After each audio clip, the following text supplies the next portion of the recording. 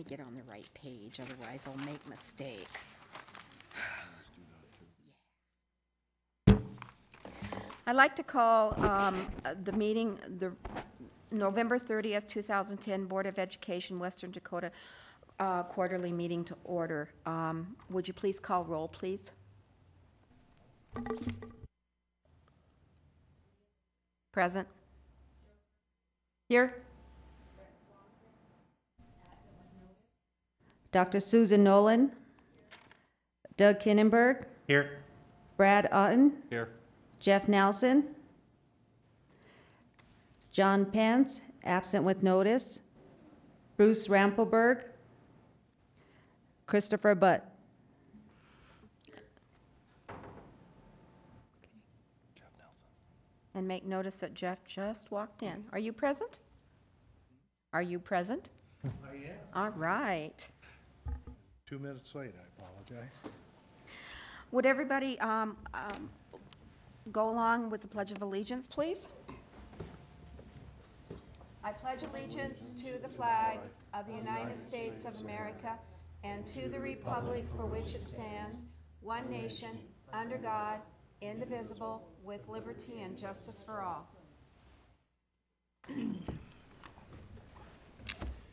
Okay, I need a motion and a second to approve the establishment of the agenda as presented and recommended. Susan moved. Second. Doug seconded. All in favor, say aye. Aye. Will there be executive session? No executive session. We don't have approval of minutes, and we are going to go on to communications and recognitions, and I'm going to turn it off to Dr. Bailey. Thank you, President Lutheran. We have 3 people to recognize, 3 new hires, and they all happen to be here tonight. We'll start with Dr. Marge Beam, our Health and Human Services Department Chair. If you'd stand, Marge. Thank you very much. Next, we have Ms. Joy Bridge, who is a recruiter, and she is here in the audience. Thank you, Joy, for joining us. And last, we have Ms. Darla Thompson, our Development Director for the Foundation at Western Dakota Tech. Thank you, Darla. We're very happy to have all 3 of you here with us and on board our team. Thanks a lot. On behalf of the Rapid City School District, I'd like to welcome you and look forward to working with you at WDT in the future.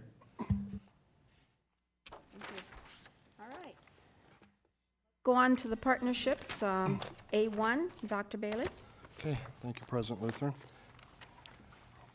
I'm going to talk a little bit about partnerships. I'm finding that that's the key word in my job is partnerships. We partner with Rapid City area schools to govern this institution.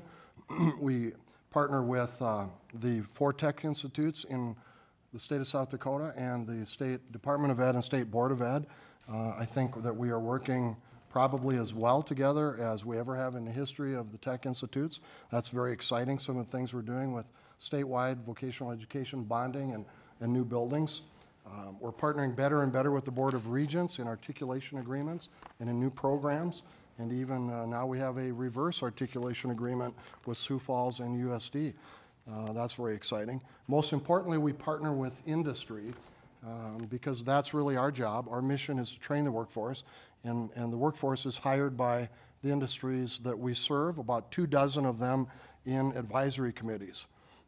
Very exciting. Some of the other partnerships that we have going on, of course, as you know, we are going to break ground in April on a new public library that will be both a city of Rapid City, county of Pennington County, Rapid City area schools, and Western Dakota Technical Institute in a very unique and exciting project that we're partnering together in. Some of the other partnerships that we have going on right now that are very important to Western South Dakota are examples such as when we work with Governor's Office of Economic Development. An example would be the Caterpillar partnership that has now come to Rapid City and is hiring our CAD students along with School of Mines mechanical engineers. We're very excited to be part of that. We also work with School of Mines and GOED with gun manufacturing partnerships that we're excited to be part of that and that growing industry. We also have some other things in the works to partner with GOED. One of those is to look at a motorcycle industry partnership that may include us looking at a new program to prepare workforce in that industry. That's very exciting, and some other partnerships. Well, the last one I want to talk about is a new partnership that we have, that I've mentioned before and that we will be addressing more formally soon, and that is a partnership with Community Health, with Pennington County, Rapid City Regional, Behavior Management probably, and some others that are still somewhat tentative, that we're going to be having joint study session meetings that will be publicly noticed here in the near future, so that we can move those forward. And we're already getting some interest from the local media that are hearing about that potential exciting partnership. Again, the key reasons why that is such an important partnership for Western Dakota Tech is that most of our students qualify for community health medical services. They would be able to participate right on our campus to receive those services. In addition to that, this would provide another opportunity for clinical experiences for our students as part of the academic requirements for graduation, again, right on our campus. So we're very excited what that partnership may bring, in addition to probably $8 or more million that will be used for bricks to build that building on our campus without us having to use any of the other state dollars. So that's a very exciting partnership that we're looking forward to progressing fairly quickly over the next few months. I just thought this was an appropriate subject to address, one that I'm very pleased and proud to be part of with all of the parties that we've mentioned, and certainly everybody that's in this room tonight is a key player in those partnerships. Looks like, Cheryl, you have a question? I do. Dr. Bailey, can you please elaborate on what you mean by the reverse articulation agreement? Sure. That is a relationship that we have. Really, this is Southeast Technical Institute and the University of South Dakota, and what they're doing is and I won't have all the details to give you all of the specifics, but what they're doing is allowing students to go to the first 2 years of a medical program at the University of South Dakota, and then finish their bachelor's degree in years 3 and 4 at Southeast Tech Institute. And they're calling that a reverse articulation agreement, which has never been done in South Dakota before. So that's very exciting. And we're also in early stages of discussing some similar things with USD and SDSU for nursing, some of our programs, medical assisting, and some of those that might be able to make it easier for our students to go on and get a bachelor's degree and have all those credits count, instead of having to retake some classes because they didn't have enough academic rigor, or teachers didn't have master's degrees, or for whatever reasons that we've struggled with having the Board of Regents accept our students' transcripts with full credit.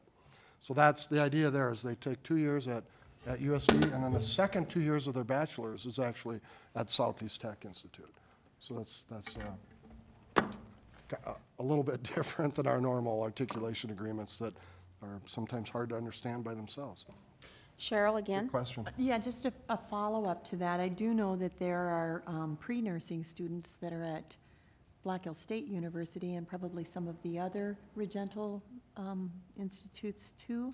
And so as you look into that, as broadly as we can use that for all of the state schools, that would be great. You know, we may have students that are close to home and decide that they'd rather go to Western Dakota. So thank you for that. Thank you. Good question. Susan? Craig, maybe this is a follow-up on Cheryl's question, and I didn't really catch what you said. This reverse articulation would have students doing their first 2 years at USD? Is that what you said? Correct. Okay, then the last 2 years at Southeastern Tech, all right, so is this reverse articulation then going to be in place here at Western Dakota? Well, we don't have that, those particular programs, but we do hope to proceed with some similar types of reverse articulation agreements out here. Such as? Well, one of those would be, of course, in medical assisting is a 2-year associate in applied science degree. Our LPN is currently an 11-month program. Some of the other medical surge tech, we're looking at taking that to a 2-year program. Those are all potential candidates for us partnering with the regional schools also. So those would be parlayed into a 4-year degree, a bachelor's degree in those areas? That's what we would hope to do. We've had some initial meetings with Brad Heinrich, I think he's really called the West River Registrar with the University of South Dakota, to talk about that. And we have a new department chair in our Health and Human Services Department that has a strong background in this area. So we're eager to follow that example that Southeast Tech has done. Okay, thanks. Thank you, Susan. Good questions. Go ahead with the spring enrollment, unless there's other questions about this. Okay, well, our early numbers for spring 2011, again, are looking very strong. Early numbers look like they're up about 8% compared to spring of 2010. If so, this will be our 5th consecutive record enrollment semester. We'll know more as we get past New Year's and start to see who actually shows up. But at this point, it looks like a very, very strong semester coming at us once again. And with all of the good and awkward things that come with that, like parking and exciting opportunities that we're very happy to be part of providing that service to help meet our mission of training the workforce in western South Dakota.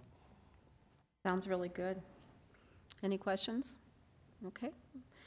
Go ahead. The next one, we have a new Rushmore building update.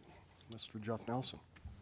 Thank you, Dr. Bailey. On November 10th, Forefront Design presented to a pretty much packed room, including Mark Wilson from State DOE, or Department of Ed.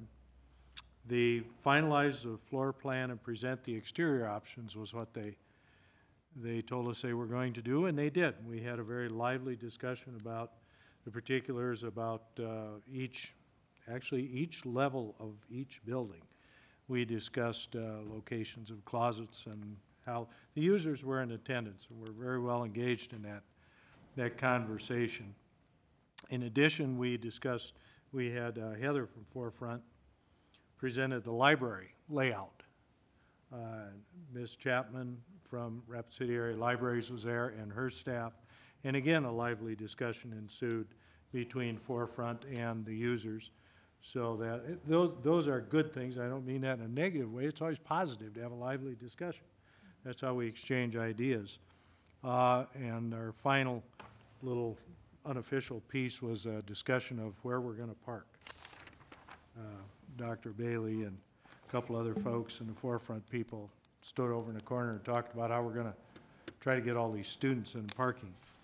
On the 6th of December, Forefront has scheduled a presentation they're calling Present the Complete Schematic Design Package. That's still on schedule, Dr. Maury? So, good process. Bid package first week of February. Hope to open bids first week of March. And then we'll start digging. Things go well. Thank you. Any questions? Jeff, if I may, well, Brad first. Excuse me, just quickly, there was a question on the 3 parcels of land. Has that been worked out or being worked out in different named I can't answer entities? Okay. that. Yeah, I know Dr. Mitchell's aware of it. Yeah, to my knowledge. I'm sure Dr. Bailey is, my- Dr. Maury. We all know that there's, Yeah, there's 3 parcels of land, and even though they're owned by the same entity, because of the way that they were structured, they've been named by different entities, which causes an issue, and we still have to work through that process on those parcels of land at this time. They're still, are they all 3 owned by, there's 2 of them that are owned by the Rapid City School District, but they're owned under 2 different names, which Right. is an issue, because that makes it look legally like it's 2 different entities. And then the 3rd parcel is owned by, Also Rapid City Area Schools. Okay. So 2 of the titles have the same name, and then 1 have your past name. yep, So you've got, it's all us. And the bottom line is that we're working very closely with South Dakota Health and Educational Facility Authority and their attorneys. Bruce Bonjour is out of a Chicago law firm that represents HEFA, and we're, none of this is slowing us down in any way.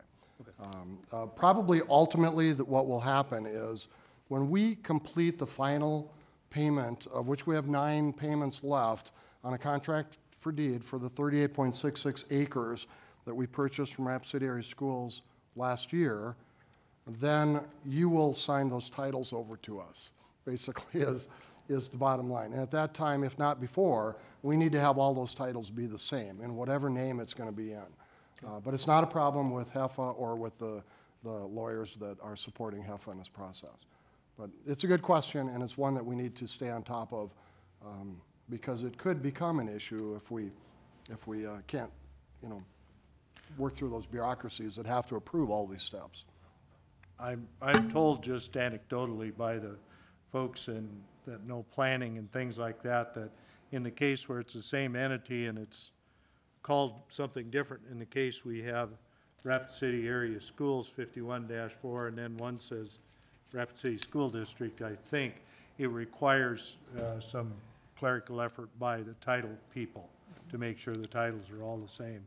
It doesn't require us to hire surveyors and do replatting and things of that nature. So it can be handled and will be. Cheryl? Mine is a sort of a follow-up question, and I'm not certain who it would be wind up being addressed to, but this is on a very fast track, and with the wonderful addition that there is to the medical funds that would be for brick and mortar, is that slowing down the process of the groundbreaking? How is all of that melding in the architectural phase? And then, along those same lines, is there for the additional drawings and fees that there are from the architectural company, is that going to be in between the Health and Human Services side and the state side, or how will that work? Okay, good question. Here, first of all, the processes are running parallel. There's no architectural activity on the medical part at this point. What we're doing is trying to create one common memorandum of understanding between a number of different boards, including this Board of Education, the county commissioners, of which 4 of the 5 just changed. So we have all of these kind of things are kind of moving targets a little bit. But we've been working with some of them and the existing county commissioner, along with working very closely with the executive board, board of directors of community health. So at this point, it's a matter of us getting the MOU finalized. And the next step for us to do that really is to have that joint hearing study session between this board and the county commissioners. Now, when is that supposed to happen, do you know? It's scheduling in process. Dr. Mitchell and Shirley are scheduling that at the earliest convenience. It's a large group. And then in addition, we will have the Community Health Board of Directors invited to that study session. So at that point, then that's when things will really start picking up. Are they going to look at that? I apologize. Are they going to look at that in the evening, afternoon? What are you thinking, Dr. Mitchell? I know that we just got the list of all the community health people from Dr. Bailey. And now, we've got the turnover of the county commission, so we've got that sorted out. So now it's getting that, it's going to be a group of about, what, 20-plus people. Yeah, it's And over so I 20 think people. We're looking at it as kind of a board study session type of opportunity. And of course, we're going into Christmas season and holiday programs and things like that. We're talking about January, maybe? Yeah, well, no, we're going to try to get, we're trying to get something in December right now, but we haven't got anything yet. If it has to go into January, we'll do it. Christmas and all the things going on, it's going to cause some problems with everybody, I'm sure. But we want to make sure that all entities have everybody there at the table, because it's very important that everybody's up to speed on what's going down. And truly, if I can address it just quickly, your question, the short answer is, Cheryl, Forefront's working on the new Rushmore building in the library. That's all they're doing now. Their design team is not splintered off doing that. That's all in the meeting phase and discussion between the various boards. The architects aren't working on that. Cheryl? If I could follow up on that, will there be another architectural selection whenever it comes to that additional building? We, as a group of boards, I think I would leave that question to be answered by, well, kind of those with the money. Community House Board, county commissioners, and this board would need to agree with that. I would not try to impose any particular architectural firm or process, particularly if there are no state dollars involved. Then our requirements, I think, are somewhat limited compared to if we were bonding and had, you know, half on the State Department of Ed and Board of Ed. I did present this verbally in about the same depth today at the State Board of Ed meeting yesterday. And they're very excited about this and kind of informally give the thumbs up to it. But I don't know who the architects would be. I think we would let that up to all of these boards to figure that out. Probably a good question for that study session in Right. December or early January. Well, and if I could follow up, I'm not trying to put a damper on it, and I see that our business manager isn't here, but I think that there would be codified bidding processes that we would have to follow. So, just to, Right. Problem. yeah. Yeah. My question is, and nobody answered that question in this aspect. You know, you said on December the 6th, they're going to come at your guys' meeting at the forefront with this complete document and Yes. everything. Okay, when are they going to present to us? When are they going to present to the school board? School board. We should be seeing this as well.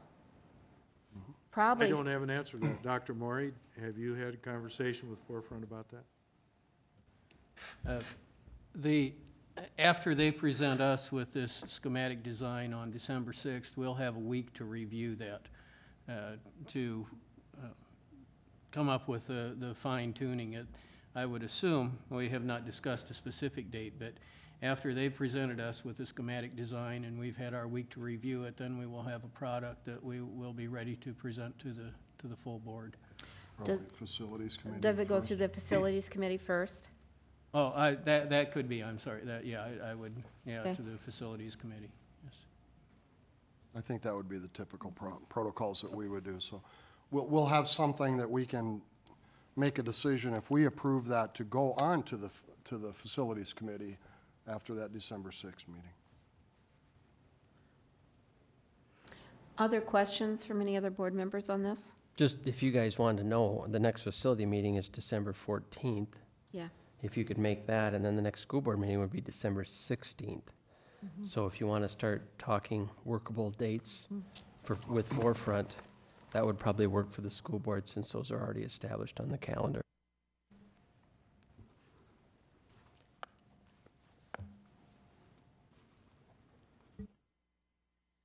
Okay, Dr. Bailey will go on to the governance committee update, and actually, Dr. Mitchell is going to be presenting that, if that's okay? I'm going to step in for Brett Swanson, who's absent with notice tonight, teaching class. This, on November 22nd, Leah and I and Dr. Bailey got together. This last month, there were some scheduling conflicts with getting the full governance board together. We have worked that out. We'll talk about that a little bit later. We've got some new dates established for when we're going to get together. But we got together quickly and talked about a number of different items. Some of the things have already been mentioned, so I'll go over them very quickly. But Dr. Bailey wanted to get us up to speed on the motorcycle build project and the economic development project and that whole concept, and so we talked over that. We talked over the community health project, as very similar to the information that was given tonight. We talked about the legislative update. Just to remind the board, it is December 2nd, WDT. I think it's at 4 o'clock, right, Dr. Bailey? 4 o'clock. 4 o'clock. We have a school board meeting at 5:30, but we can get out there at 4 o'clock. And then on your card, you got invitations to all of them, correct, across the state. And December 3rd is the legislative update in Pier, and I know Dr. Bailey will be heading out for that one. Talked about the foundation annual meetings coming up. That's 3 p.m. on December 2nd. And make sure that Leah had that on her calendar.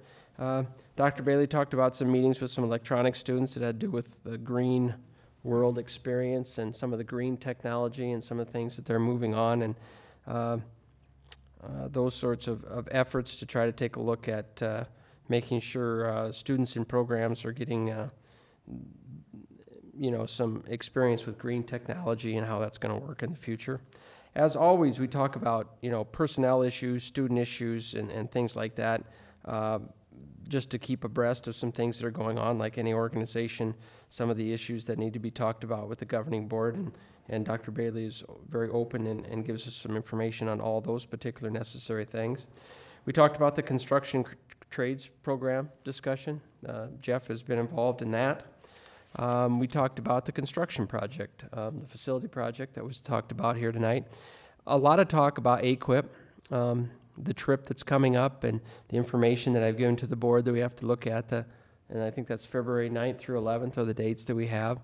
And then we talked a lot about the annual Workforce Development Institute that I believe, have you attended that yet, or is that coming up? I have not. This will be my first. Okay, and you are going to that here in the near future, and so that was something that Dr. Bailey. So that was what we discussed at our governance meeting. And Dr. Bailey, you said you wanted, well, just a moment, please. Doug? Just one more question as far as WDT governance. At one time, we did have a state committee meeting, talk about the overall state governments, where we met with the other 3 technical institutes, as well as was being mediated, I believe, by Teason Law Firm. What's the status of that committee? There has been no discussion of those statewide Tech Institute meetings since the last one that you and I attended with, I think, Dr. Wharton back in the spring of 10, maybe? I was just talking with Mark Wilson, and he did talk about the fact that it is something that they haven't done for a while, and he's thinking about getting it on the calendar to get all 4 technical institutes, their presidents, the school board, a school board representative, and the superintendent, and getting us all together for an annual meeting. So it is on Mark Wilson's calendar. I know that he mentioned to me that was something that he wanted to put together because we haven't had one for a while. Thank you. Thank you. Cheryl? Dr. Mitchell, you mentioned something at, I thought you said 3 o'clock on, December 2nd. yeah, December 2nd? This Yeah, that would Thursday. be the annual meeting of the WDT Foundation, and that would be, Leah would be our representative there. Okay. And then 4 o'clock would be the legislative Legislative. update, and then 5:30 would be the school board meeting. So we're considering keeping you busy all day long. And everybody's welcome to that foundation meeting as well. Come, we'll get to speak with this wonderful woman over here and see the different partners and everything. So the whole board is welcome to come to that. Dr. Bailey, you wanted to continue on. Thank you. A couple other items. One is that on that December 2nd legislative update meeting, that we did not realize that the Public Utilities Commission had scheduled a energy briefing with the legislators on the same day, starting 30 minutes after our legislative update meeting. So I've had quite a few legislators call me to say they're going to go to the energy briefing with the Public Utilities Commission and not be able to make our legislative update. So, and a number of them also said they do get to see me quite a bit, and they did see me at the Rep City Area Schools legislative breakfast, I think was 2 weeks ago. So we're going to have a very, very small turnout. I think I have had 1 RSVP that will attend, and then I also will be in Pier the following day for that 6th and final legislative update with the Tech Institutes at the Knight Building at noon. So I'm expecting a somewhat of a small group. Unfortunately, we don't have a statewide calendar. I did talk with the Public Utilities Commission about the fact that we had scheduled on top of each other, and because both have open meeting laws, we both had to go ahead with the meetings as scheduled, unfortunately for us. They kind of outranked me in this situation.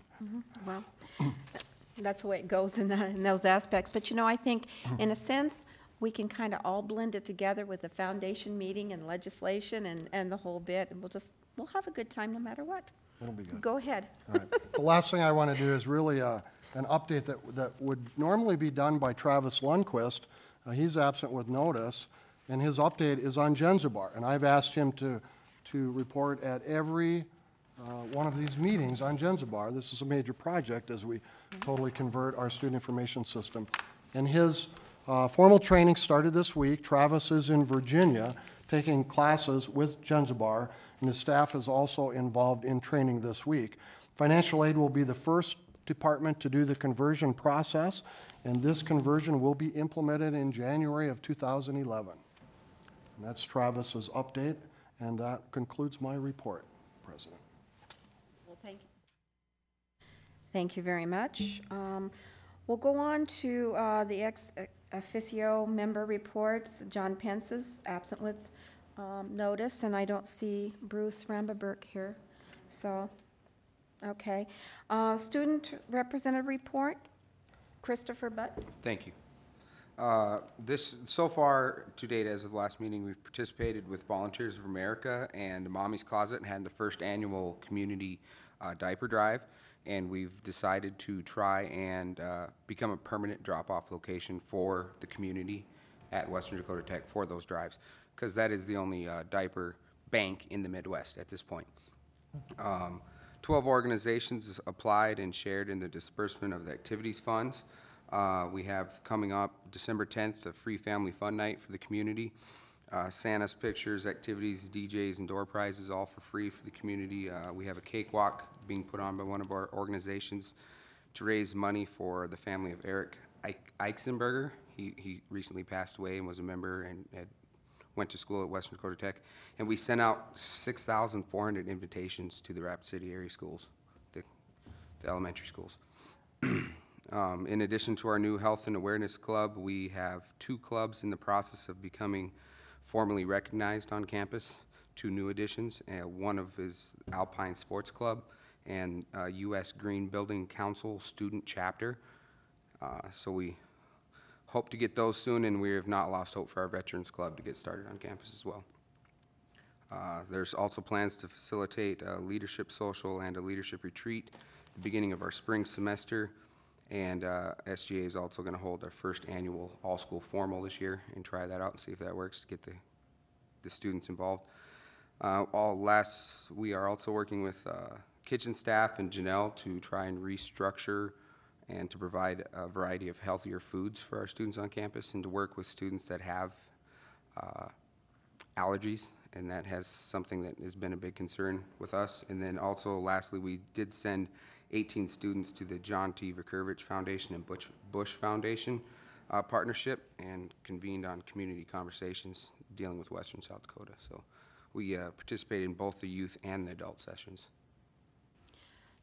That's it. Question for you, did you get response back? I mean, as far as sending the kids, what were some of the responses and some of the information brought back, do you know? We got a lot of good responses, a lot of good information and the big part of it was that we felt we got more representation for the younger generations.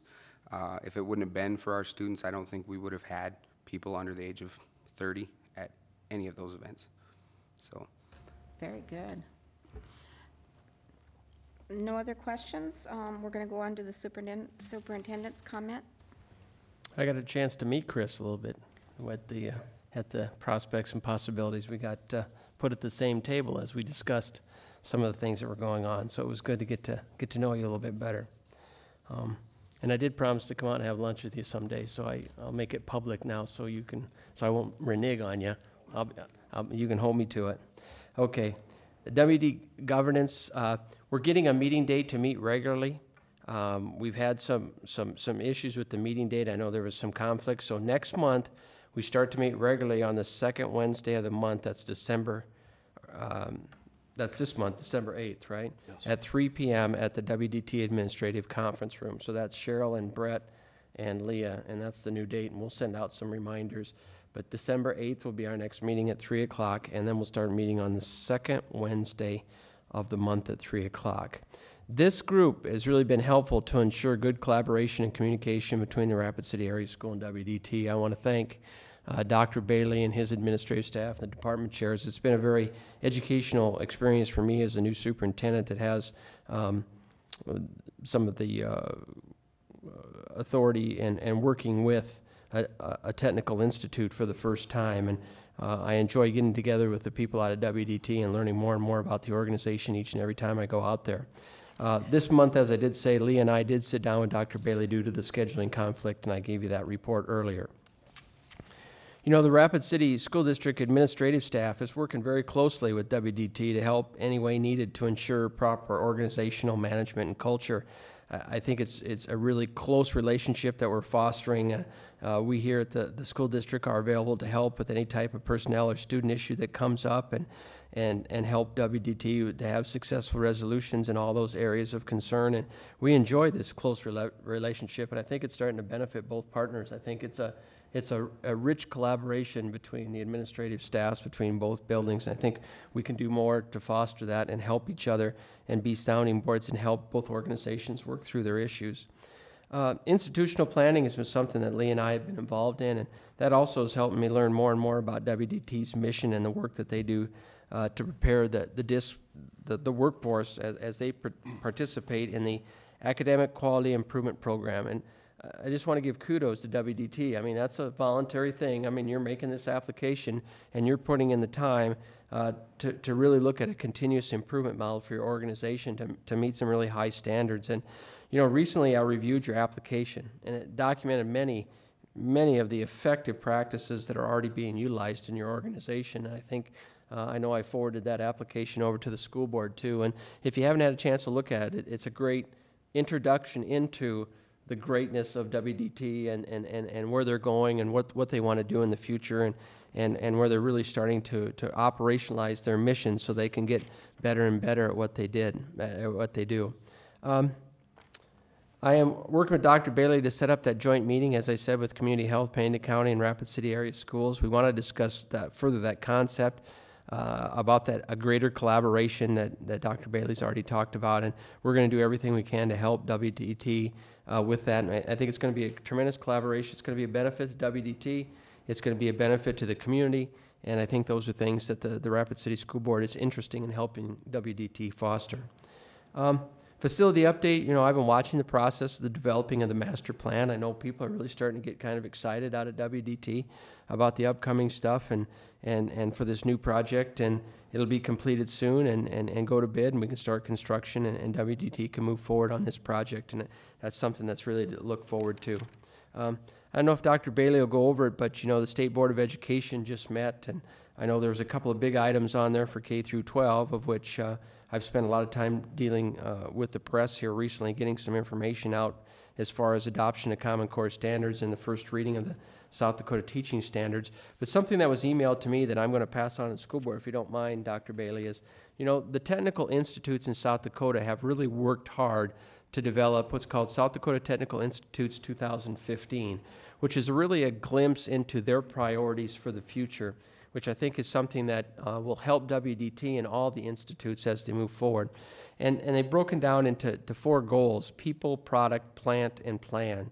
And underneath there, they have some basic objectives, and the vision and the mission has really been crafted. And I know that Mark Wilson presented this to the Board of Education, and I know we'll be hearing more about it. But Dr. Bailey, maybe this would be something as a capacity builder at another meeting, because I think this document really would help the board and myself and the public understand, you know, what is the technical institution's role in our community and in our society, and what are they really trying to do. And it's really to do some great things to help the entire community and system work effectively, because they really help maintain these technically skilled workforce that we need in the United States to help our economy. So I think it's certainly something that we should take a look at in the future. With that, I know I might not get another chance, but I'm really interested in everybody's reports tonight, and I'd love to be able to stay, but I have to be at the National Honor Society at Stevens High School, and I'll be leaving at 6:40. But I'll be watching. I'll watch you on TV or something. I'll check you guys out because I want to hear what you have to say, because it was really a neat experience for me the last time we got to have this meeting, and I've got to know all of you a lot better, and to hear what you have to say about what's good going on in your organization is something I don't want to miss. So I apologize for not being here personally, but I do want you to understand that doesn't mean I don't think what you're going to say tonight is important. I'll be anxious to watch those reports and have more conversations with you personally about what you bring forward tonight. And as always, you know, thanks for all the work that you do at WDT each and every day to make it a successful organization. Okay. Dr. Bailey, would you like to go on and continue with capacity building? All right. Tonight, we are going to be talking with Dr. Diane Grayheck, the department chair in the technology department. I'll turn it over to you, Dr. Grayheck.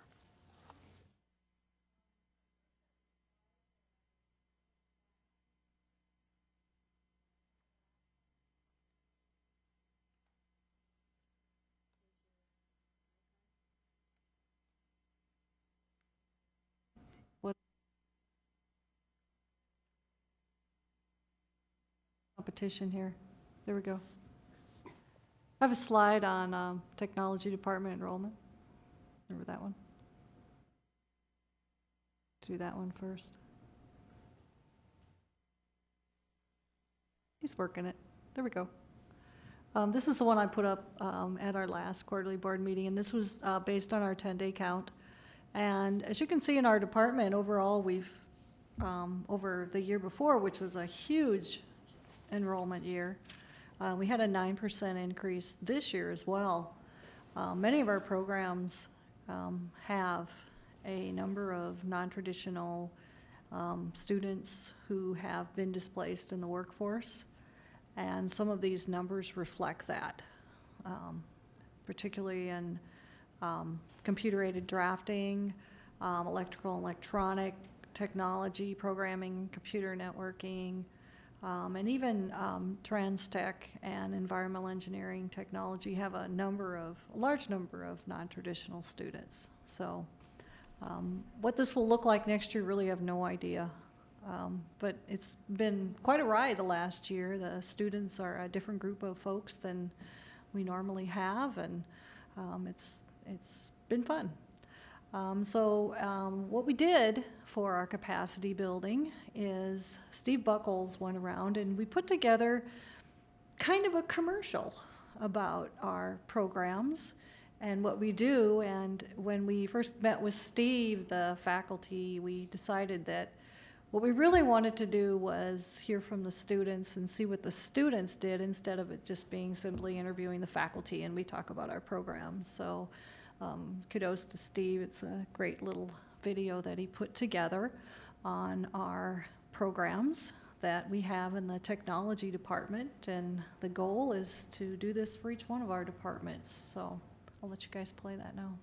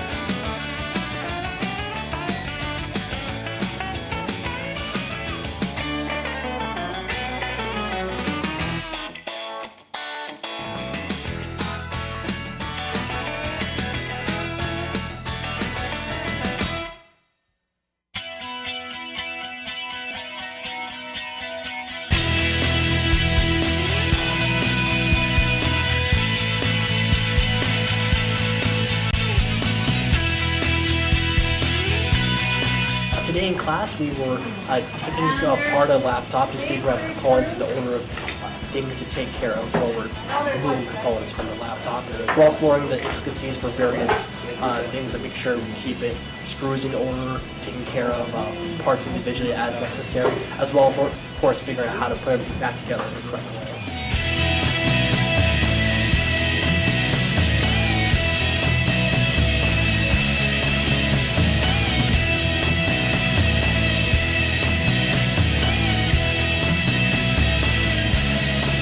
I like the fact that this is very job-oriented, so it'll help me focus on getting a career or improving, depending upon my own current job, using the skills I'm picking up in class.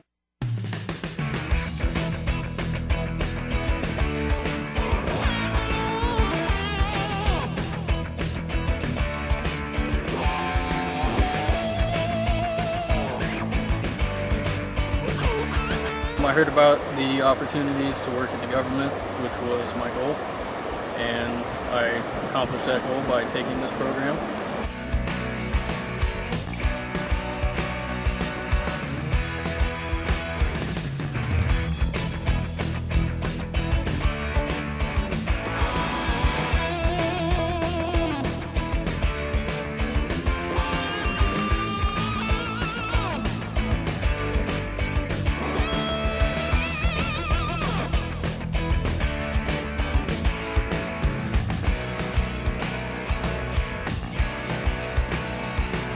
Western Dakota Tech, as far as non-traditional students go, is a really great school.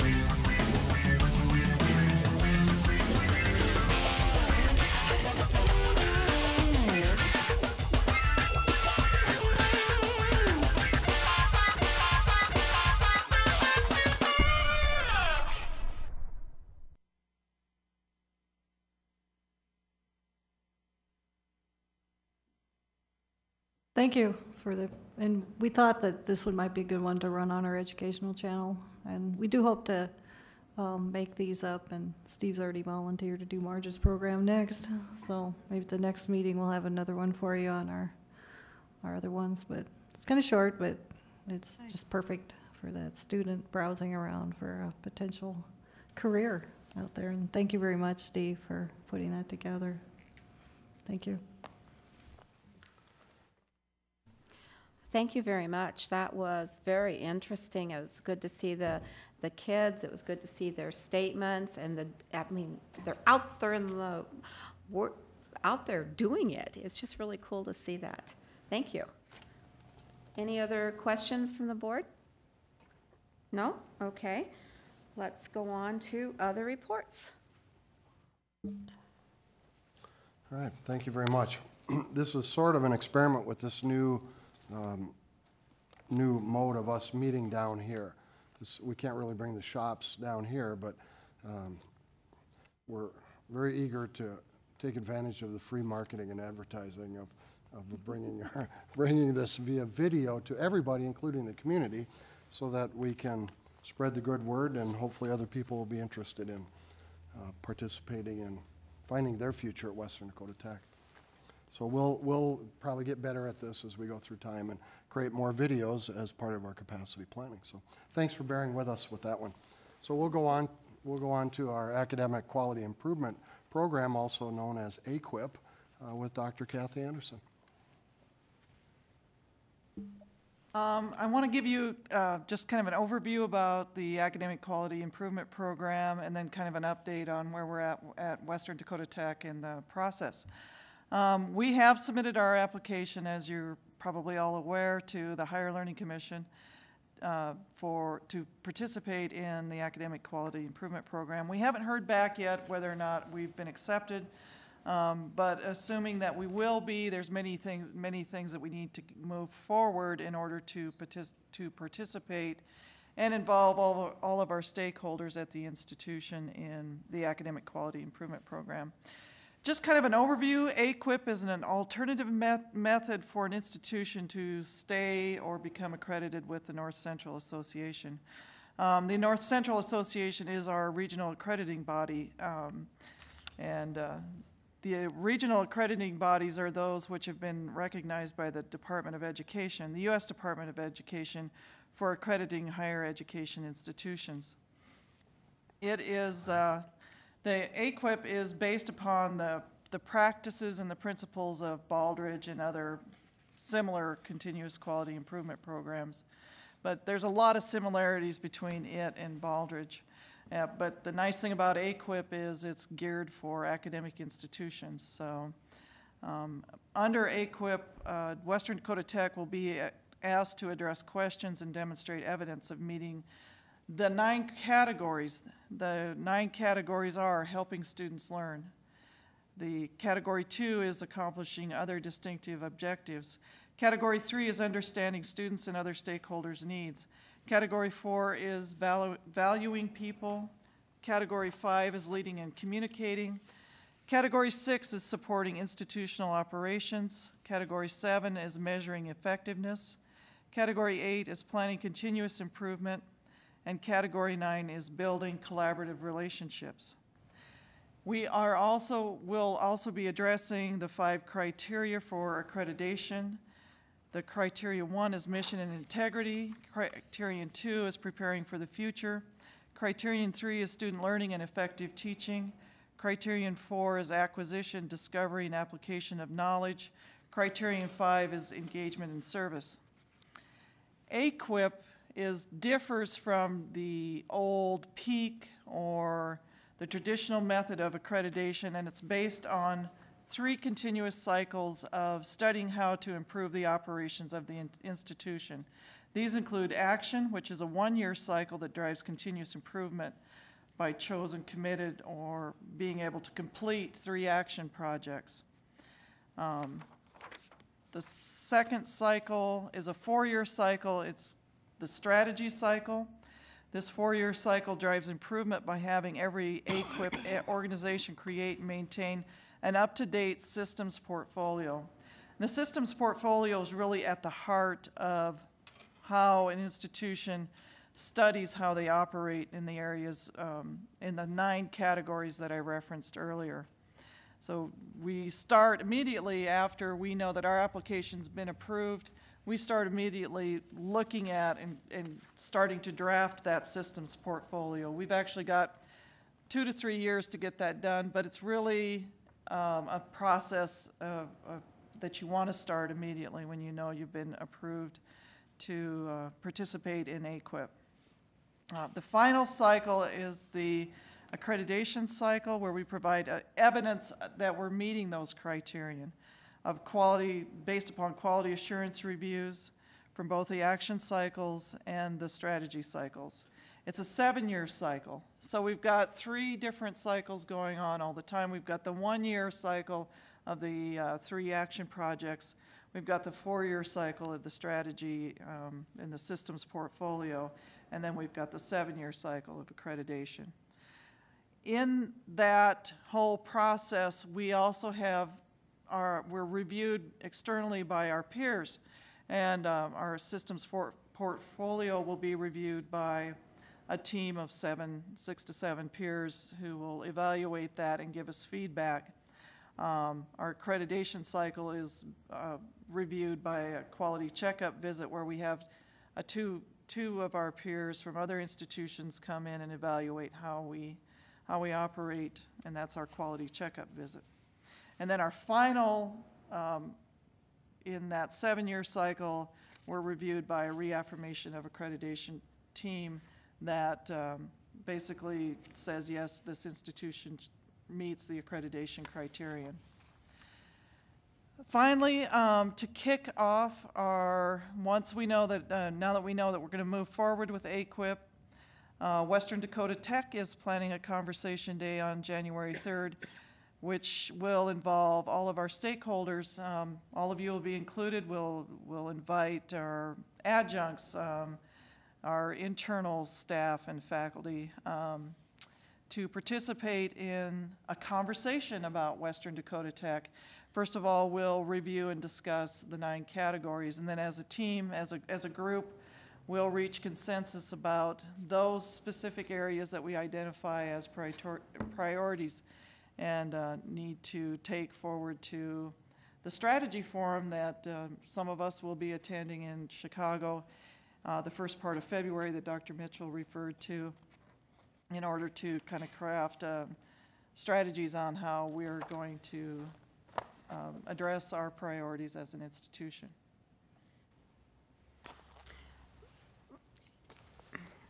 Thank you. I have a question for you. You made a mention of January 3rd. That is a Monday. And you said pulling everybody together. Do you have an idea, time?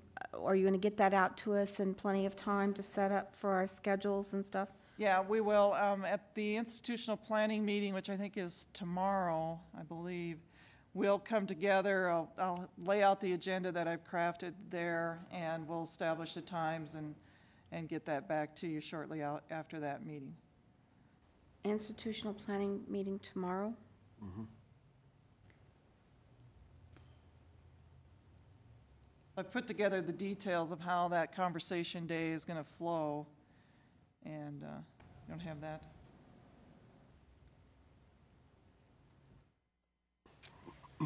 That was at 3 o'clock.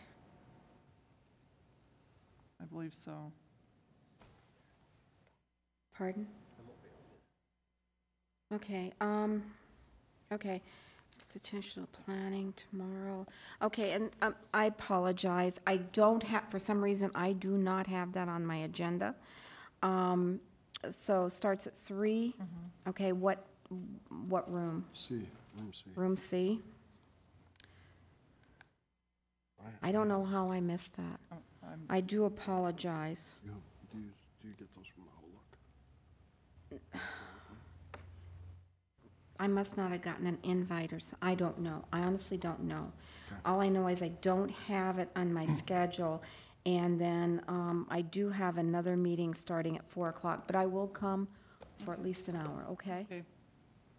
Okay. Yeah, I didn't have it on my schedule either. I'll be out of town tomorrow at the superintendent's legislative meeting. I won't be back until 4, so. And maybe we didn't communicate that to you, so I'm not sure. I do apologize, but I will come at 3, okay? Great, thank you. Okay, thank you. I'm so sorry. That's all right. And the other information on the Chicago HLC trip, we'll make sure that Dr. Mitchell gets that, and he can send it out in the board update. Yeah, yeah.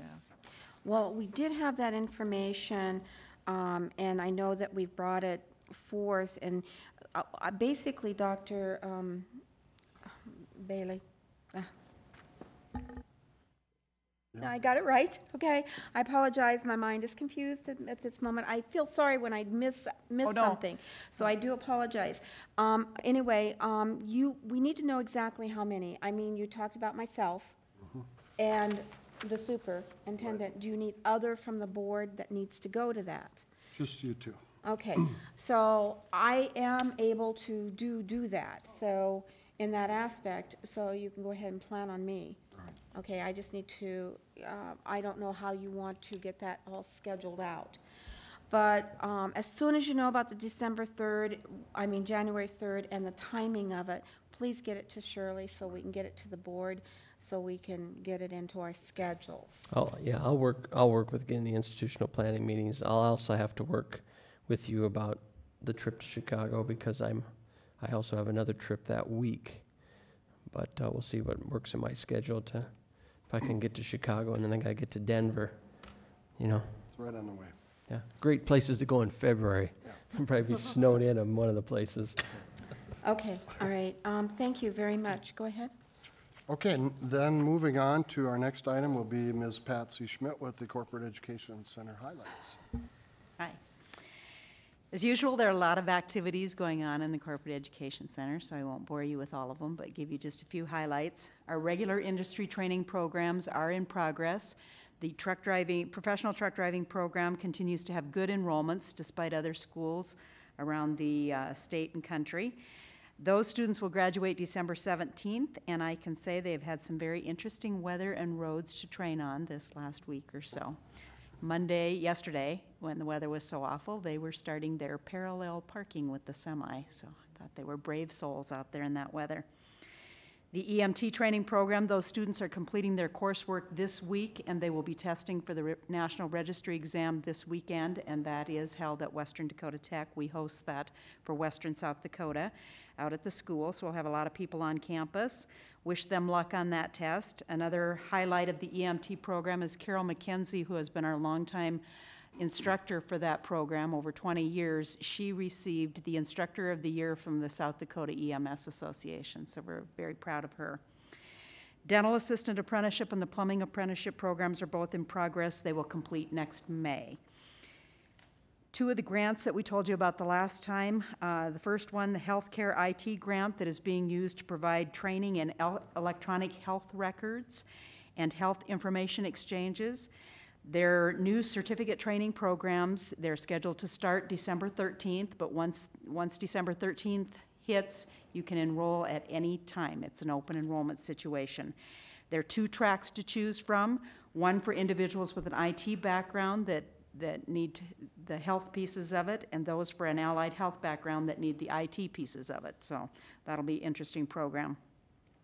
The Green Pathways Grant is being used to provide training tools to implement green technology into classes in our CAD, electrical, and auto tech programs, and we've alluded to that earlier.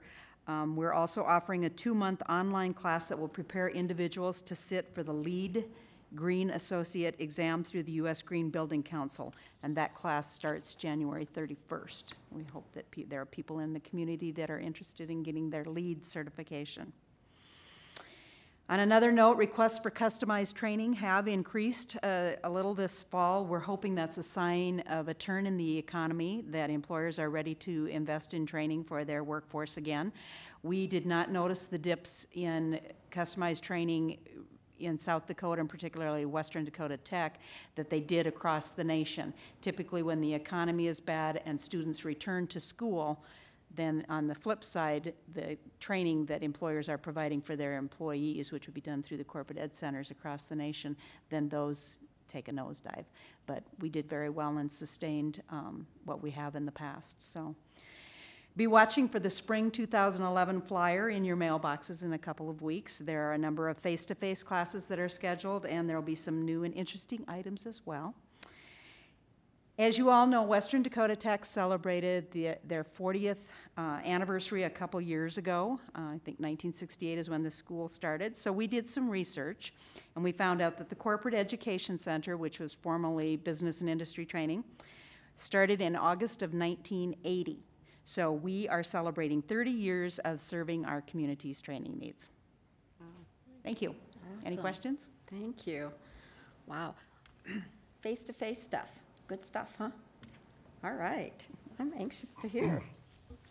Thank you.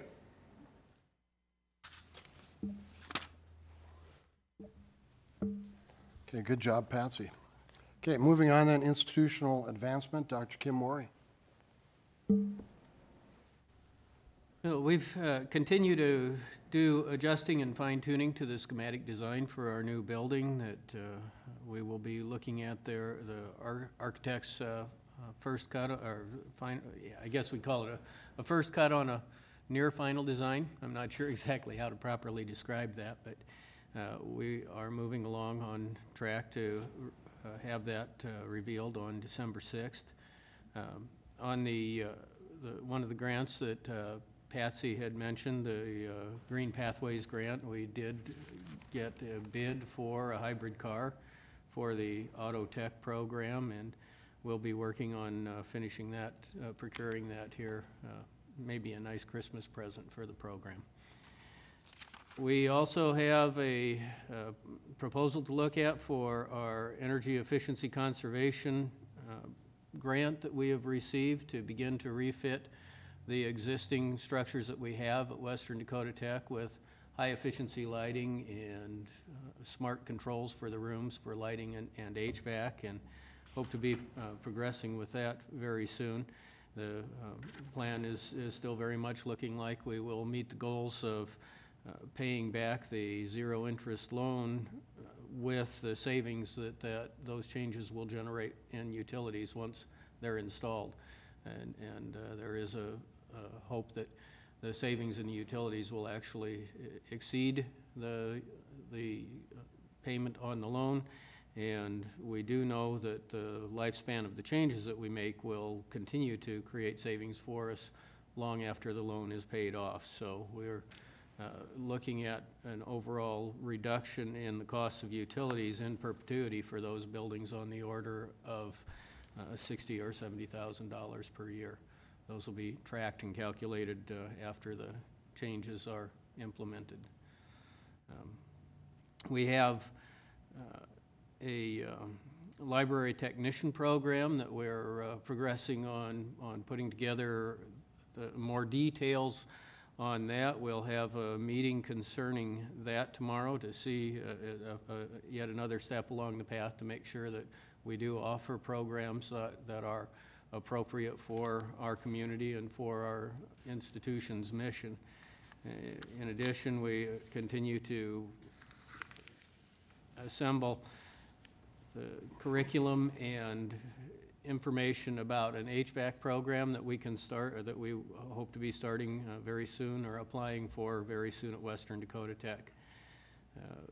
On Thursday, we have an organizational meeting for a student chapter of the U.S. Green Building Council.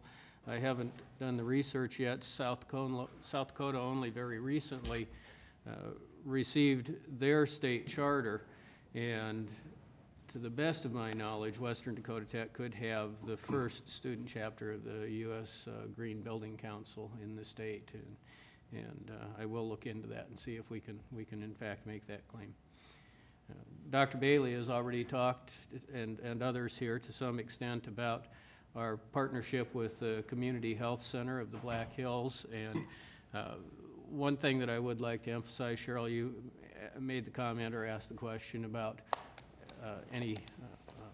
the proper placement or positioning of that in comparison to what we're doing with our current capital improvement project that we have going on. And I have had very good and very clear communications with Forefront that indicate that under no circumstances should anything that they hear or that we should discuss about a further project with the Community Health Center interfere with what we're doing now. In other words, we've established a bottom line that this project must go on unhindered or unimpeded by this opportunity. But having said that, I think that we actually are going to be able to find even some really good synergies between this project and the next project. So that is very, very exciting. And we also have wrapped up our third and final under the Plus 50 grant class in partnership with the National Park Service. And those 16 students, the largest that we ever had, were all very pleased with the program. The Park Service is also very pleased. We are learning that the turnover in the Park Service is very rapid, but we are making good connections with new superintendents. 4 of the 5 parks that we started with have new superintendents in the last 3 years. And the senior training persons in those parks, there are, I believe, 3 of those 5 positions have changed as well. But each of the new individuals that come on are very enthused with the program, and we'll be working closely with corporate education now to make sure that we can continue the program after the end of the funding, which is this year. And finally, we are partnering possibly in a small way, but in an important way, with the Career Learning Center and the LEAD to discuss or to apply for a Youth Build grant, which is a construction trades-oriented program funded by the U.S. Department of Labor, Education and Training Administration, and hope to serve the construction community in yet another way through that. So that is a brief overview of the things that have been going on in the institutional advancement. Cheryl? Thank you, Madam President. My button doesn't seem to be working properly. You know, I don't mean to repeat myself. I just think we have to follow the procedures as far as the bidding process goes whenever we go into the next phase of it. And I'm not trying to say that Forefront wouldn't have the job, but they would have to go through the same procedures as everything else. And I certainly wouldn't want us to have blinders on as far as knowing that we're looking towards this, and this is, you know, a 90% possibility that this is happening. And you know, we don't want to not plan properly, but I think you spoke well to it, and we just don't want it to slow the other down. So thank you. Right, that will remain the Forefront's primary focus, and our primary goal is the 13 or the capital improvement project that we have going now. And I think we're doing a very good job of pursuing parallel opportunities without letting one push another, and we certainly will be very careful to follow all proper processes in each of the new opportunities that we pursued. Cheryl again? No, that pretty much takes care of it. Thank you. If no other board member has a question, I do. One of my things, and you just hit upon it and it just clicked for me. Within your building, are you already doing an energy savings program? Do you have something already going on to improve energy savings within the building as far as turning off lights, you know, turning down heat, doing these type of things? If you don't have a formalized program going on, that might be something that be considered, because we've put something like that in place in the district and have saved a lot of money doing those type of things. And I know just in the fact of looking at the high energy costs that we have and everything else, it might be something, I don't know, I'm just asking the question. I can tell you that our heat and air conditioning plant is controlled from the central plant downtown, and we work very closely with them to ensure that we do all of the That's right, you energy are. conservation. Yeah, no, it was on done at the same time. On the turning lights off, though, that is one where we are improving in that, but there's still a lot of room for improvement in that.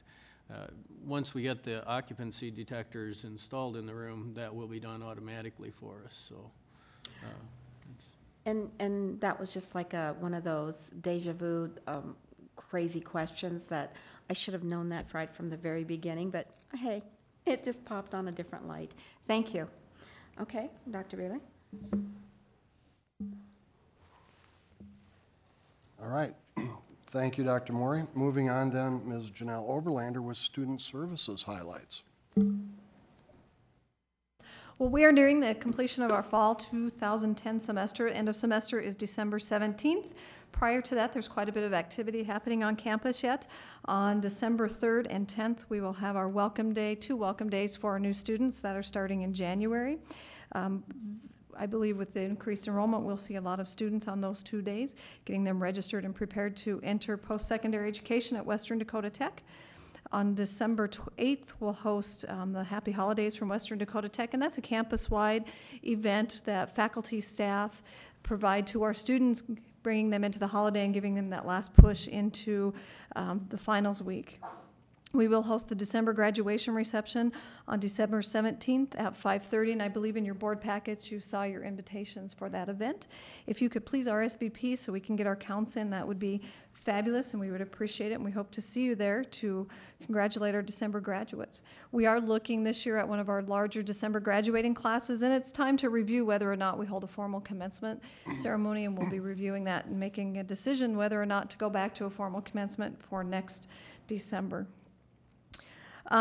We are open during the holidays. A lot of times our faculty and students will come back and say, well, what did you do over your holiday break? And student service is a very busy place during that time, not only in the student services part, but admissions and marketing is also very busy during that time.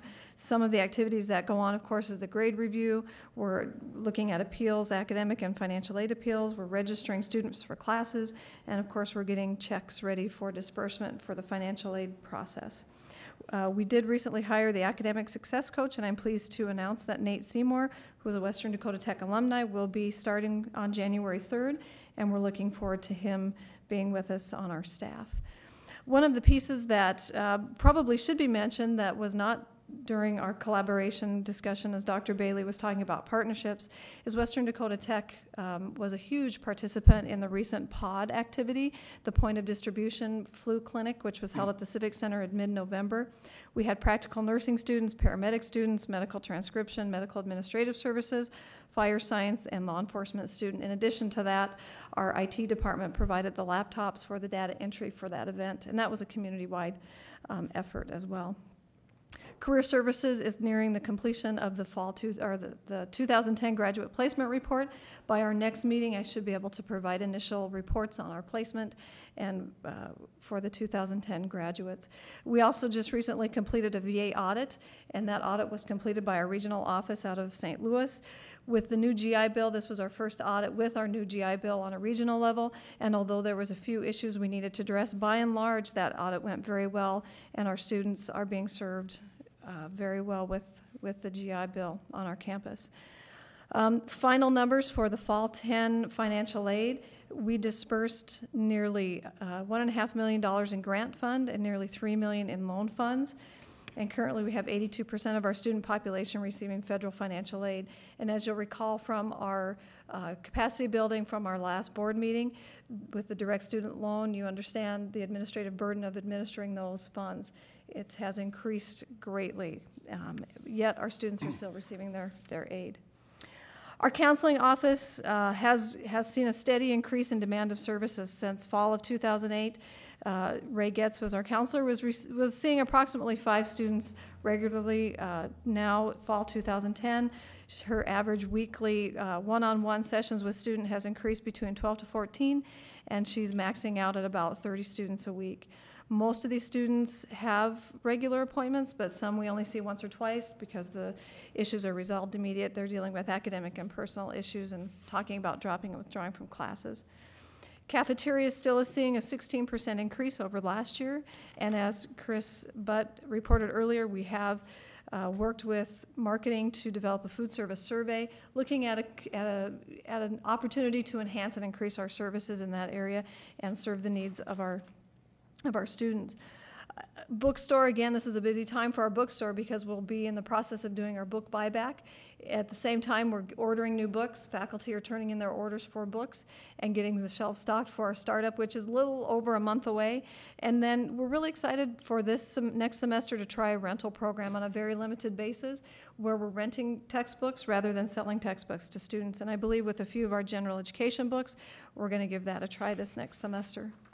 And then finally, out of our academic support center, we currently have 17 tutors that are working with our student population. And again, we see a huge increase in the need in this area, and we probably could staff another 17 tutors to serve the needs of our students. And so we're currently also serving over 13 students who have requested accommodations, and those vary from quite distracting test-free areas to providing PDF textbooks so students can hear that rather than having to read it. And then, of course, we're also reading tests to several different students. So it kind of gives you an update on what we've been doing in the student services area. I said I could sum this up in 1 or 2 words, is that we're very busy in the student services, and we really enjoy what we do, and we have a very good staff that serves the needs of our students. So thank you for letting me share that information. Thank you, Janelle. I do want to make an announcement that I didn't do about 6:15. There was nobody signed up for open forum, and so we just continued on with our meeting. Thank you. Thanks, Janelle, for that update. Just a reminder that, excuse me, that although we've increased our students by over 40% in the last 2 years, we have not increased our student services staff by 40%. So everybody down there is working very hard and doing a good job and staying very busy, and time is flying by. And so thanks again, Janelle. Now we'll go on to marketing and admissions. Mr. Steve Buckles. Great, thank you very much. I'm going to talk to you about 4 things tonight. The first item is admissions travel. Our admissions staff recently returned from fall travel. They traveled 6,495 miles.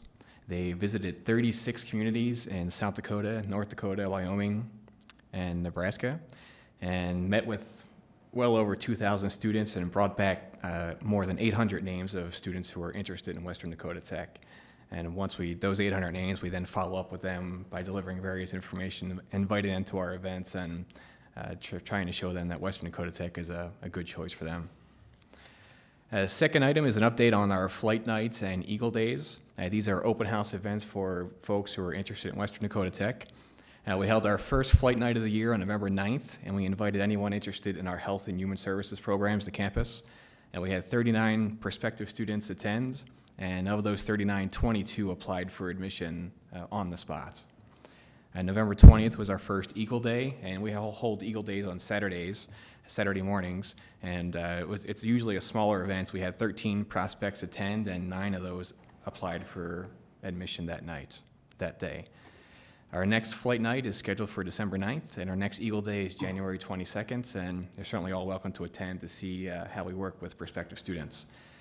We've really refined this open house process over the past few years.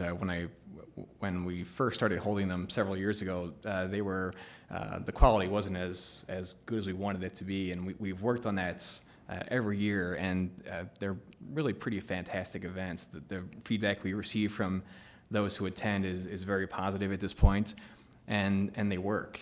Last year, if you look at all the applications we received during the year for fall 2010 admission, 18% of those we received during these open house events. So very critical for our admissions process. The next item is an update on our marketing and admissions open house for faculty and staff. We just held our 5th annual open house earlier this month. And we do this for a couple of reasons. First, we just want to meet faculty and staff and let them know that marketing admissions are regular folks just like them, and we're here to help them achieve their goals and help Western Dakota Tech. And we serve great food and coffee, and really just visit and talk about the things that we've got going on, and listen to ideas about how we can improve. We do a survey every year during this event, and I just want to share a couple of the highlights.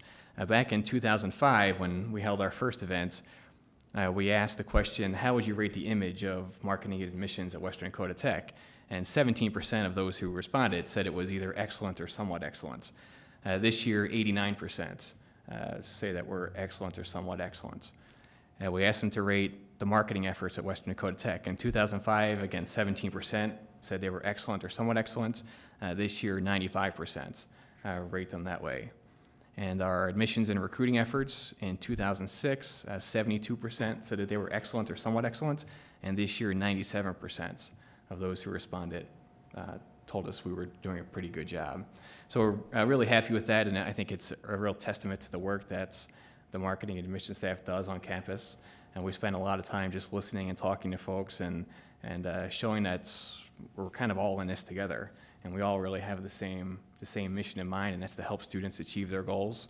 And I think we've been successful.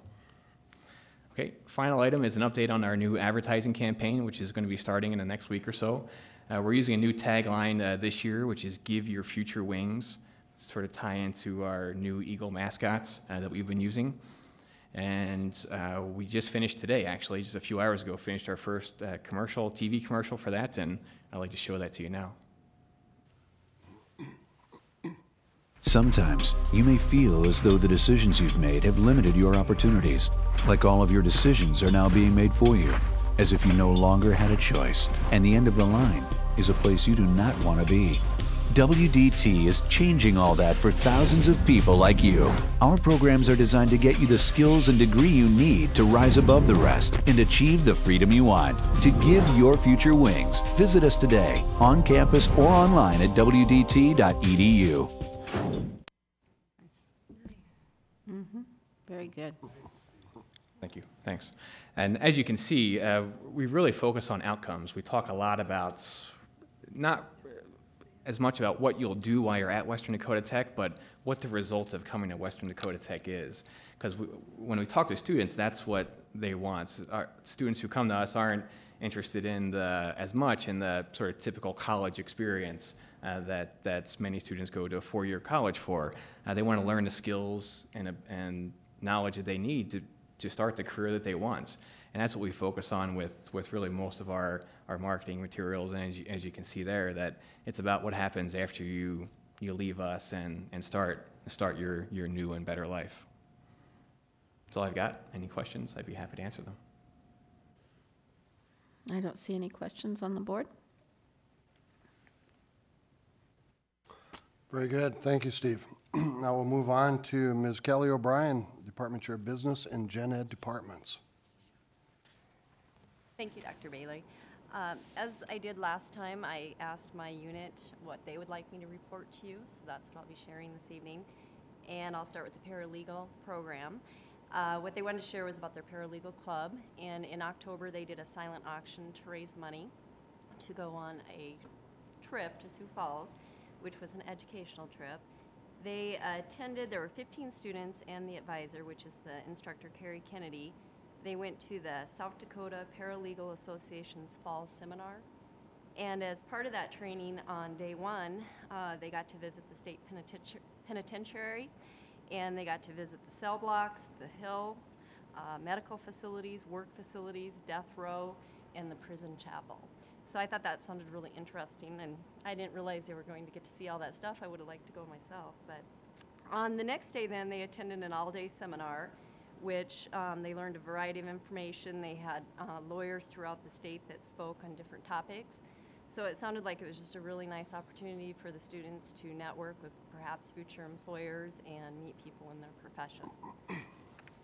The next unit, general education, they were proud to share that we have gone to Office 2010 as of fall. And the reason they were proud of that is because they found that out of the higher ed institutions in the United States, only 25% transitioned to 2010 as of fall. And they believe it just proves the point that we're on the cutting edge technology and we give our students the latest and greatest.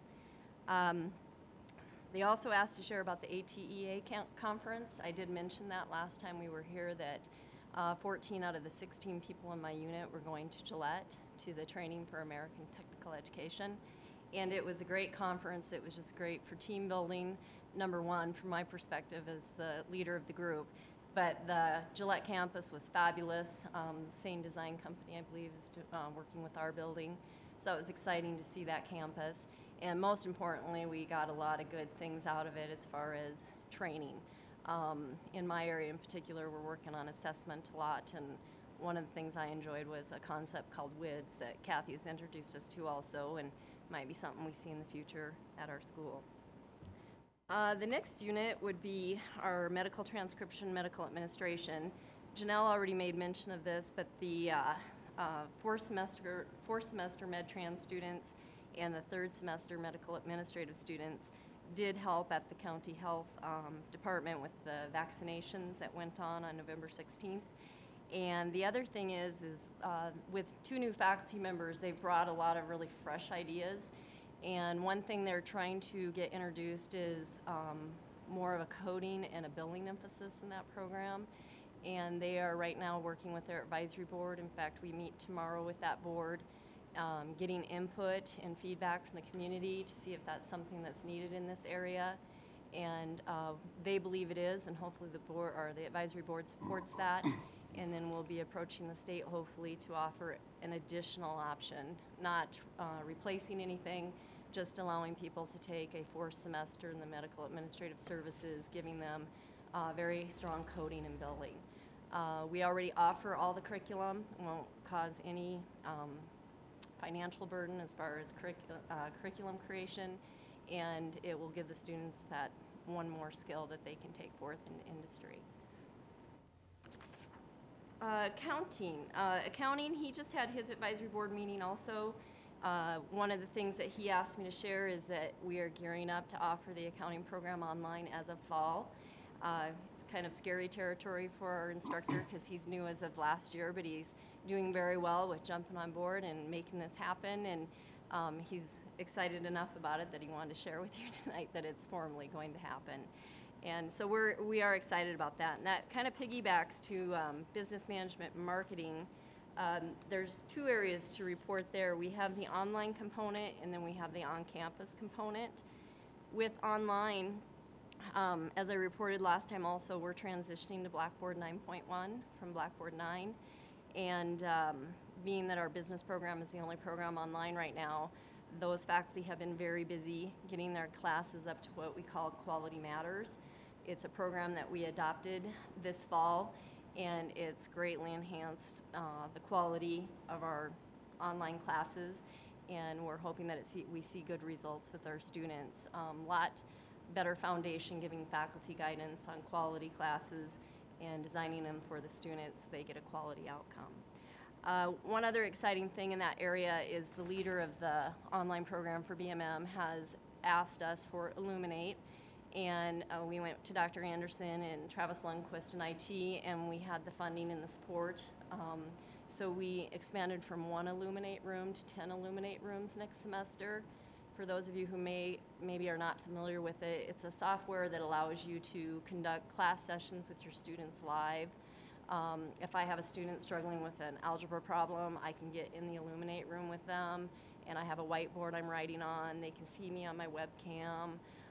I can actually capture their screens, so if they're working on an Excel spreadsheet, they can share their spreadsheet with me, and I take control of it, and I can show them what to do. So it's all live conversation. The other thing is, though, is you can also record what you're doing. So in an online world, you might not always have the luxury of all students, being able to meet Wednesday night at 6, but I can still do my lectures or enhance my, chapter that week by coming out for a 15-20-minute talk with the students, and someone who couldn't make it will have the link provided to them, and then they can watch it at their leisure. So we're excited about that. And one other thing that Kathy suggested, and we are asking all of our online faculty to do this next semester, is they use it for their virtual office hours, so that students can contact their instructor virtually through Illuminate, actually see a face, hear a real voice, and start to make a connection with WDT beyond the Blackboard interface. So pretty exciting. As far as the business management marketing on campus, the thing that they asked me to share is a plaque, and I'll pass it around here when we're finished too. But This was from the Make-A-Wish Foundation and a young lady named Megan from Hot Springs. She got to go on a trip to Disney this last summer because of our Career Enhancement Club. And our Career Enhancement Club is something that the Business Management Marketing Program started probably 5 to 6 years ago. And we allow anyone to be a member. I see that they're getting more accounting students to come. They're getting some med students to come. But what's really neat about this is we had 2 gentlemen who are now alumni, Dan Cahoy and Ryan Bungie, who had this idea. And they, with a lot of help with the club, raised $5,000 last year to send this young lady on this trip. And we did last May. Steve was part of helping us do the check recognition, the ceremony. But the family came in this fall and presented this to the 5 faculty members in that group. And then the 2 gentlemen that were so integral in making it happen came on campus the other day to see it, and they're pretty proud, and they should be proud, okay? And I'm proud of them, because that's a great accomplishment. Lastly, I'll just update you on what I'm doing. Assessment still, that will never go away. Assessment committee's been very busy working on a January in-service training, and we're getting ready to update all the syllabi across campus to make sure that we're writing proper outcomes and following Bloom's taxonomy. A lot of people from the K-12 system, you take that naturally because you've been trained in that, but in higher ed, a lot of us don't have educational training, and we're taking that into account and providing that training to these faculty, so we're writing our learning outcomes to follow Bloom's. Another big one, as I already mentioned, is my unit is the predominant unit in online education. So I've been working very hard with my faculty to get the gen ed classes and all the business classes over to Blackboard 9.1 by December 17th. So far the process is going very, very well. The last thing that I've been working on at this time is performance evaluations. That process obviously starts in September, but we have a checkpoint that we need to do, 2 of those throughout the year. So I'm in the process of doing those checkpoints with my faculty right now, and it's been real good. It seems like everybody's just on board and doing what they need to do this year. It's been a good year.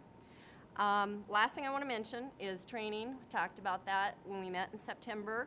And I told you that Dr. Grayek and I had come up with a training schedule for the fall semester. And since we met on September 23rd, we've done various 1-hour sessions, and I'll just tell you what they are. Number 1, we did assessment by me, Camtasia training by Dwayne Martinson, Illuminate training by Dwayne Martinson, How Full Is Your Bucket by Donna Hanks, Advising by Donna Hanks, Special Needs Students by Marianne Sladina, Smartboard training by John Staben, YouTube training by Bob Faubert, and Adult Learning by Diane Grayheck. And we asked for input from our faculty for spring training, got great input cross-campus, all 3 departments. So we're excited to keep providing and continue providing this training for our faculty next semester. Any questions? That was really awesome. Thank you very much. Welcome. Thanks, Kelly. Now we will move on to Health and Human Services Departments. Our newest department chair, Dr. Marge Beam. Welcome.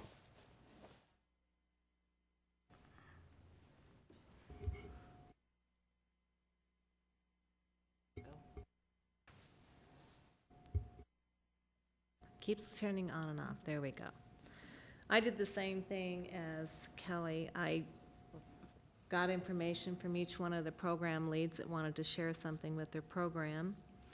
The first one is pharmacy tech.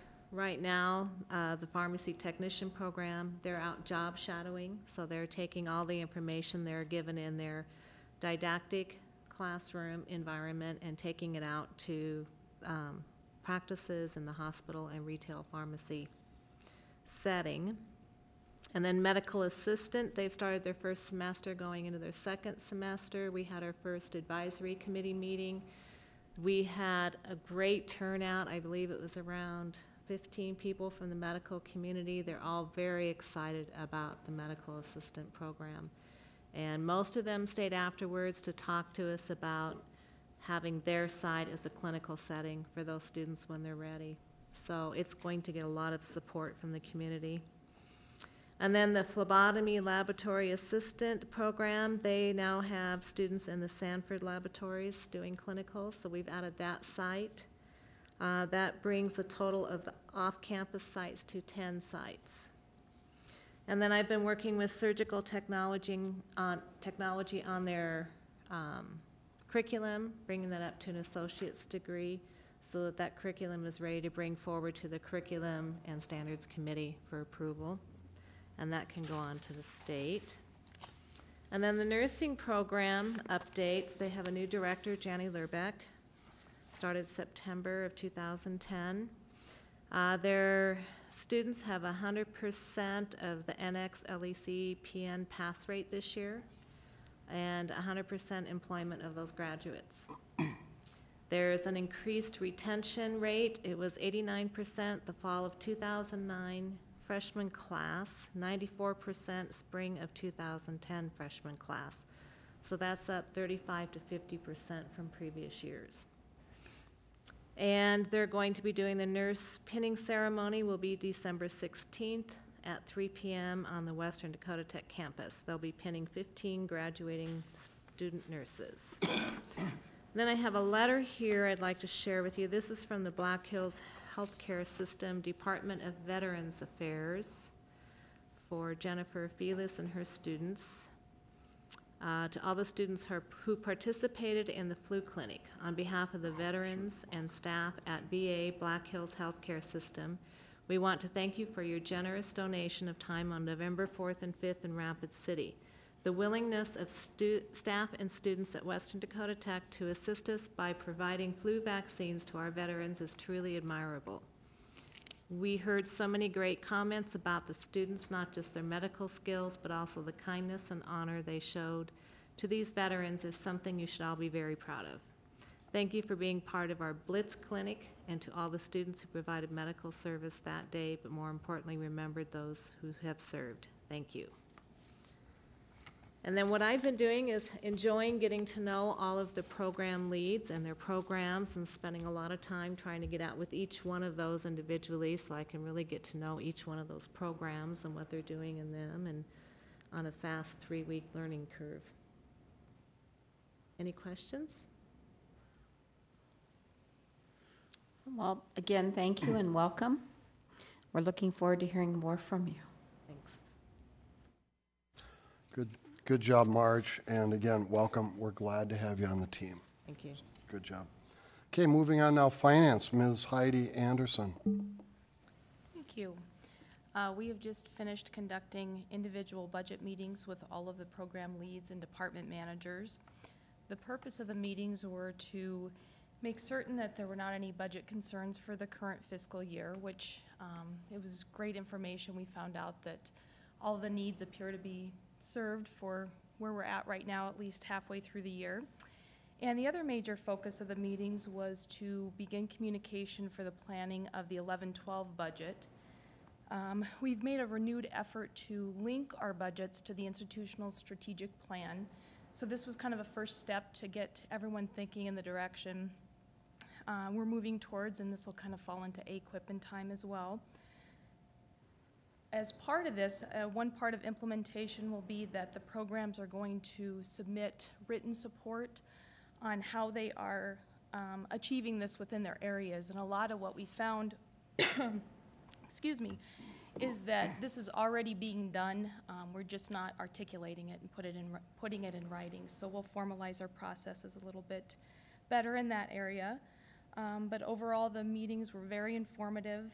It provided a great opportunity for dialogue with all of our faculty and staff regarding the budget processes.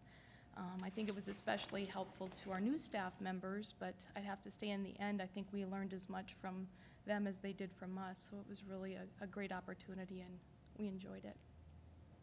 Any questions? Thank you very much. Thank you. Thanks, Heidi. Good job. Mr.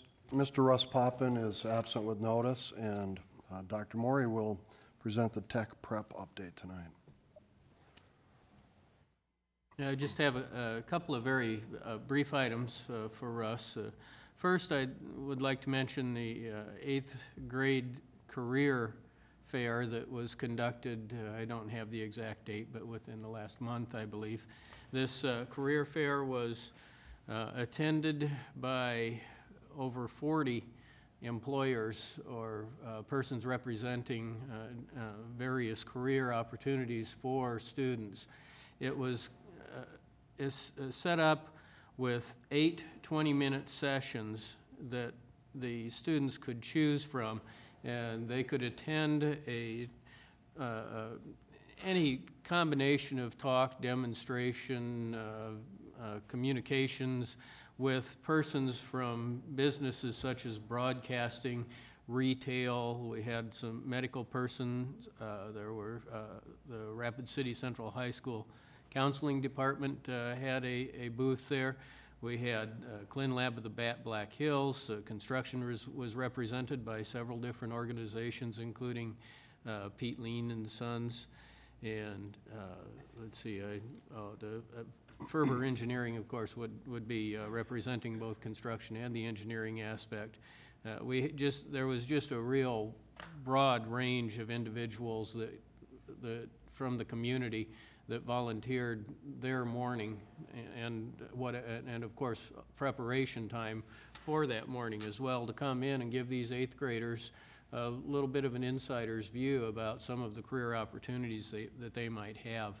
And I know one thing that Russ would really like me to emphasize is the excellent work and really high quality cooperation that he received from the counselors at the middle schools. I was able to stop by this event. I don't know if, I know Dr. Bailey, I believe, got by there as well.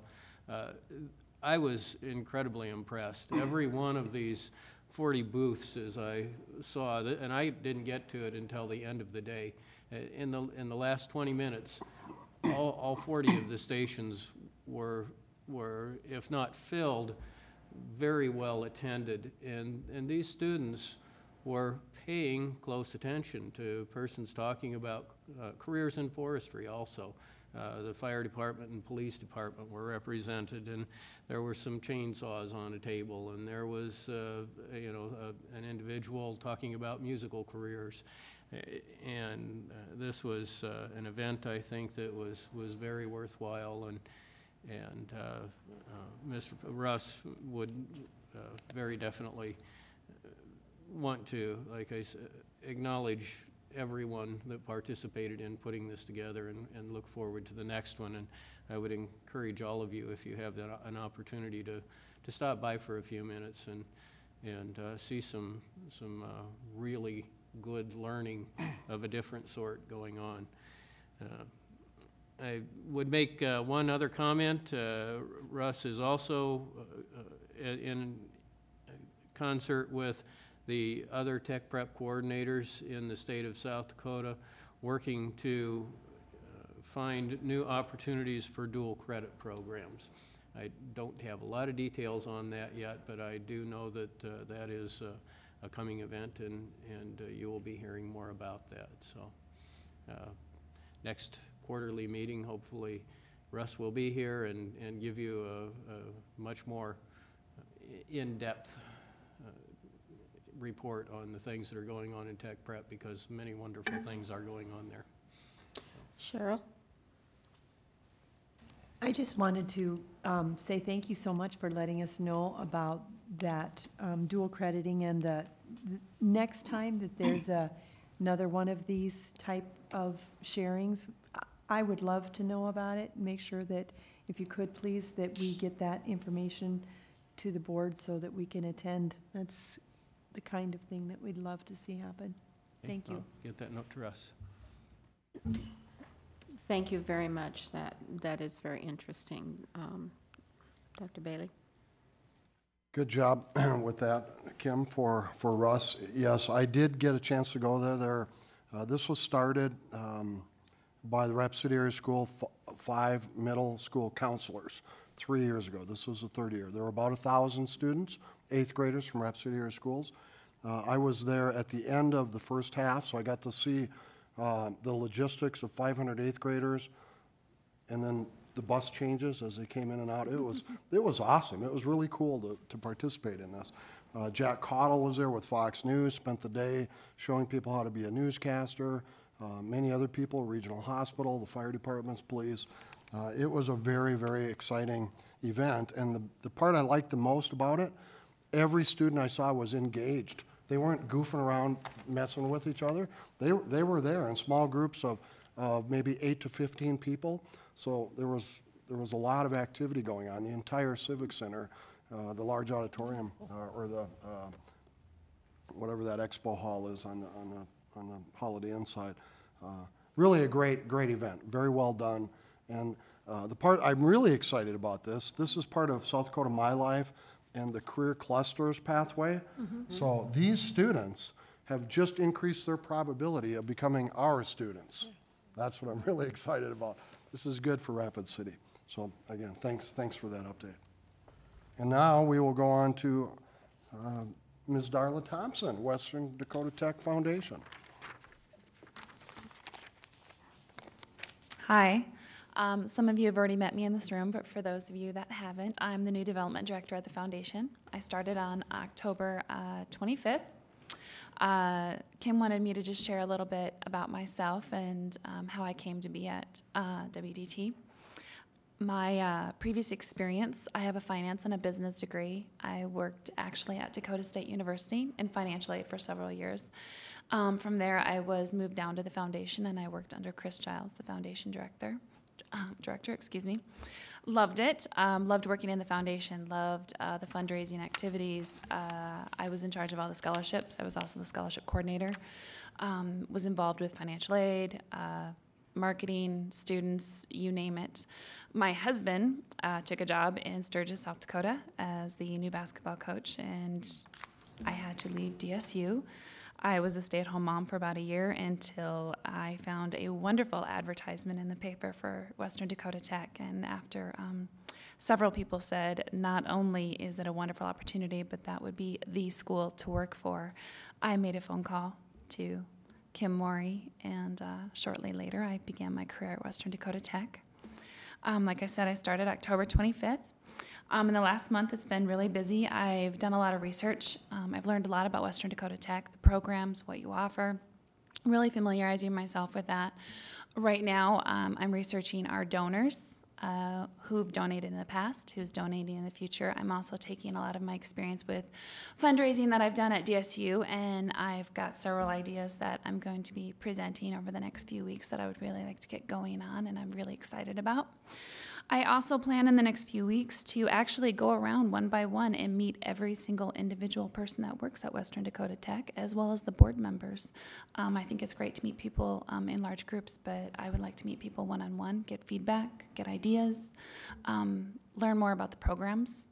And I don't think you can do that by just, researching. Sometimes it takes getting in there and really meeting the people, and that's what I want to do. I want to familiarize myself as much as possible. I also plan on getting out in the community as soon as possible and meeting a lot of our donors and our alumni and proceeding from there. But my first month has been very exciting, fun, and very busy. But I'm looking forward to this next journey. So thank you. Well, very much welcome to Western Dakota Tech as well as the foundation, and I'm looking forward to the reports and everything. Thank you. Very good. Thanks a lot, Darla. And again, welcome to the team at Western Dakota Tech. We're very excited to have you and ready to have you do some exciting things with us in the future. Okay, the last item we have, I think, is the next meeting, future agenda. I do see that next meeting is February 22nd, and it's at 4:30 instead of 5:30? That's correct. Okay. Make sure you make that correction to your calendars, everybody. Is there anything from the board that we'd like to see on future agenda for Western Dakota Tech? Cheryl? Just the update, like you had said previously. When you were finished with that part, though, I do have something else that I need to bring up to the board and to the staff here at Western Dakota before we leave. But yeah, we do need an update on how the plans are coming in, and they've already been promised to give us that. So okay, thanks. Brad. Just a quick question. Where are we at in hiring a registrar? Interviews are Thursday morning, so very close. Okay, good. Thank you. Okay, Cheryl, what was your question? There's a person at the Salvation Army who seems to feel that they have an inside track with us, and that person would be my husband, the developmental director at the Salvation Army. Every year they have a day that they ask the board members and or staff from the district if they would take a couple hours to ring the bells for the Salvation Army for the kettle drive, and that is going to be December 17th, and it'll run from 10 until 4. So if we could just get have people look at their schedules, and maybe we can get an answer on Thursday, and if there's some people from Western Dakota who would like to join. I know that there's a lot of locations around town, and so we'd like to have people from all representative areas of the schools, and that includes you guys. So if you can see me after that, it's Friday, December 17th, and it runs from 2 until 4, but last year it was pretty cold when I was out there ringing the bell, so, you know, an hour, 2 hours, whatever it is that you'd like to be able to help with, that would be great. And I'll be sure and tell the developmental director that we were able to fulfill his needs. Anything else for the good of the agenda? Dr. Bailey? Well, my last comment is I just want to thank you for your service to Western Dakota Tech. This is a very important mission that we serve to train the workforce, and we do appreciate your support. Thanks again. I need a motion and a second to close the meeting. Doug Second. motioned, Brad seconded, and all in favor, say aye. Aye. Okay, closing the meeting at, hey, 7:30 or 7:28.